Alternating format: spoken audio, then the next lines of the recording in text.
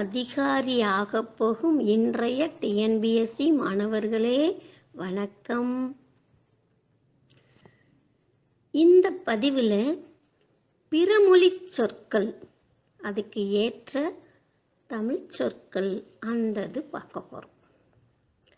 கல் தோன்றி மண் தோன்றா காலத்தே வாழோடு முன் தோன்றிய மூத்த குடி தமிழ்குடி என்பார்கள். பல்லாயிரம் ஆண்டுகளுக்கு முன்பே சிவபெருமானின் அருளால் அகத்திய முனிவரால் பொதிகை மலை என்னும் தமிழ்நாட்டிற்கு தமிழ்மொழி கொண்டு வரப்பட்டது. இலக்கணங்கள், இலக்கியங்கள், காப்பியங்கள், நிகண்டுகள், அகராதிகள், சித்தாந்த நூல்கள் என பலதரப்பட்ட வகைமையுடைய நூல்கள் தமிழ் மொழியில் எழுதப்பட்டன. இருப்பினும் ஆங்கிலேயர்கள், வடநாட்டவர்கள், இஸ்லாமியர்கள் என அந்நியர்களின் படையெடுப்பால் மொழி கலப்பு ஏற்பட்டது. வடமொழி எனப்படும் சமஸ்கிருத மொழியோடு தமிழுக்கு காலந்தோறும் தொடர்பு இருந்து கொண்டே இருப்பதை காண முடிகிறது. சங்கம் மருவிய காலத்தில் சமண சமய செல்வாக்கினால் பிராகிருத மொழி தொடர்பு ஏற்பட்டது.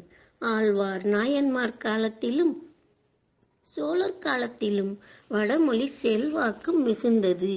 எனவேதான் நன்னூல் ஆசிரியர் பதவியல் என்ற இயலில் வடமொழியாக்கம் பற்றி குறிப்பிட்டு பேசுகிறார். கிபி 14ஆம் நூற்றாண்டில் மாலிகாப்பூர் படையெடுப்புக்கு பின் தமிழகத்தின் ஒரு பகுதியை முஸ்லிம்கள் ஆண்டனர். அப்போது அரபு, உருது, பார்சி சொற்கள் தமிழில் புகுந்தன. கிபி 16ஆம் நூற்றாண்டில் விஜயநகர நாயக்கர்கள் தமிழகத்தின் ஒரு பகுதியை ஆளத் தொடங்கிய போது தெலுங்கு சொற்கள் தமிழில் புகுந்தன. கிபி 16ஆம் நூற்றாண்டிற்கு பின் மேலை நாட்டார் தொடர்பு ஏற்படவே போர்ச்சுகீஸ், டச்சு, பிரெஞ்சு, ஆங்கில சொற்கள் தமிழில் கலந்தன.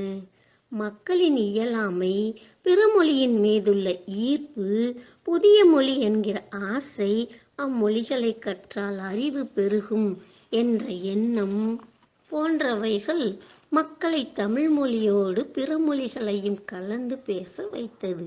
இதன் காரணமாக பிறமொழி கலப்பு அதிகமானது. காலம் செல்ல செல்ல இளம் தலைமுறையினருக்கு பிறமொழிகள் கூட தமிழ் மொழிதான் என்கிற உணர்வும் எண்ணமும் உண்டாயிற்று. இப்படியே சென்றால் ஒரு காலகட்டத்தில் உண்மையான மொழி அழிந்து பிற மொழிகள் கலந்து பேசக்கூடிய கலப்பு மொழியே உண்மையாகிவிடும். இதன் காரணமாக பிறமொழி சொற்களை கண்டறிந்து அவற்றினை களைந்து தூய தமிழ் சொற்களையே பேசுவோம். நாம் அன்றாட பேசும் தமிழ் மொழியில் கூட பிறமொழி சொற்கள் கலந்து இருக்கிறது. பிறமொழி சொற்களை அயற்சொல் என்றும் கூறுவர். நாம் பேசும் சில வார்த்தைகள் தமிழ் மொழி என்று நினைத்திருப்போம்.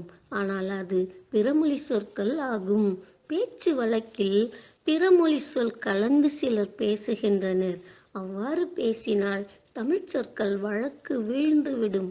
இக்குறை நீங்க பிறமொழி சொற்கள் சிலவற்றிற்கான நேரிய தமிழ் சொற்களை அறிந்து கொள்ள வேண்டும்.